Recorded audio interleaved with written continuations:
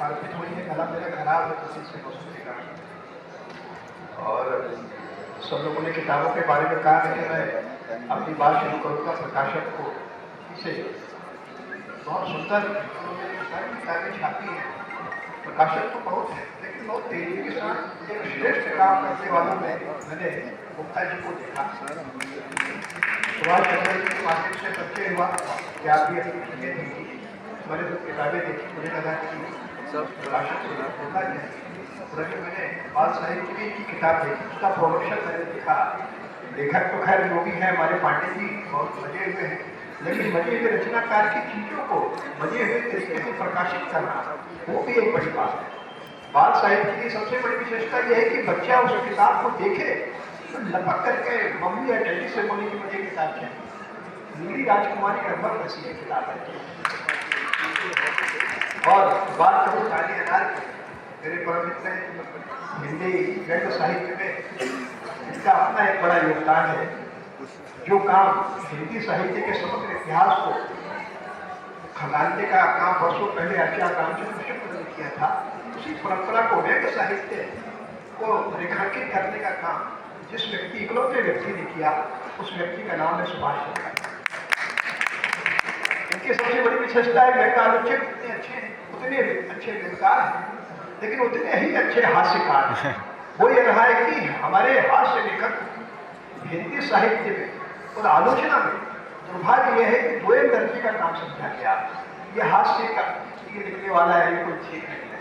उन्होंने भूखा में सुभाष चंद्र में लिखा भी है कि जब व्यंग्य को ही हास्य नहीं डाल रहा हमारा हिंदी आलोचक, तो हास्य उसके लिए बहुत दूर की बात है। जबकि देखा जाए तो हास्य रचना एक कठिन कर्म है, हास्य लिख पाना कठिन काम है। और ऐसा हास्य इसको पढ़ते हुए आदमी उससे जुड़ता जाए और मुस्कुराता चला जाए। एक दौर था जीपी श्रीवास्तव, कुछ लोग जानते होंगे, जीपी श्रीवास्तव ऐसे बड़े हास्यकार थे अपने समय के कि उनकी रचनाओं को पढ़ने के लिए लोगों ने हिंदी सीखी। उस समय जैसे देवी नंदन खत्री के समय लोगों ने तिलस्म को पढ़ने के लिए हिंदी सीखी, उसी तरह जीपी श्रीवास्तव जी को दूसरों ने हिंदी सीखी। तो उसी परंपरा में सुभाष चंद्र ने एक काम किया, इसके पहले हल कर दिया आपने हास्य रचनाएं।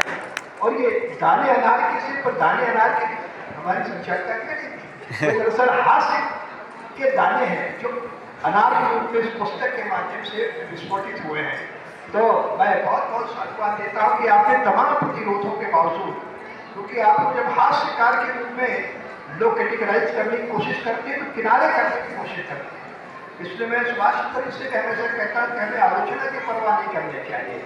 आलोचना तो इतनी पूर्वाग्रही हो गई है, इतनी चूजी हो गई है कि उसके सिलेक्टेड लोग हैं, उसको देख देख के वो चीन करके लिखते हैं उनके बारे में। तो हमें उस आलोचना की परवाह नहीं करनी है, हमें पाठक की परवाह करनी है। पाठक हमारा सबसे बड़ा आलोचक है और वो हमारा प्रशंसक है। इसलिए इनकी किताबें हाथों हाथ बिकी है, तमाम कई संस्करण आ गए, क्योंकि हास्य रचनाओं की डिमांड है।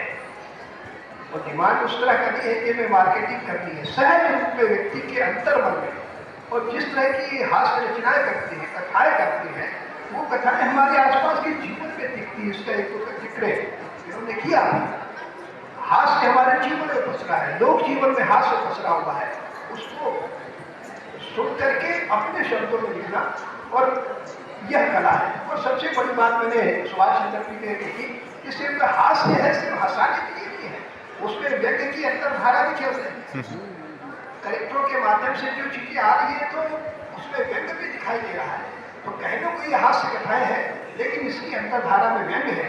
इसलिए मैं इन्हें बहुत बहुत बधाई देता हूँ कि एक साथ एक में एक फ्री हो गया है। हास्य भी हम पढ़ रहे हैं और व्यंग्य भी पढ़ रहे हैं। तो आज के अवसर पे बस मैं एक बार बहुत बहुत सुभाष चंद्र को बहुत बहुत बधाई देता हूँ। हमारे बहुत पुराने प्रिय लेखक जेपी पांडे जी को बहुत दिन बाद मुलाकात हुई, या कहना चाहिए पहली बार रूबरू मुलाकात हुई। उनकी विजय भेज की कामना करता हूँ और बाकी सब लोग को मैं बहुत बहुत शुभकामना देता हूँ। और अंत में एक बार अतिरिक्त प्रकाशन के लिए मैं चाहूँगा कि हम सब लोग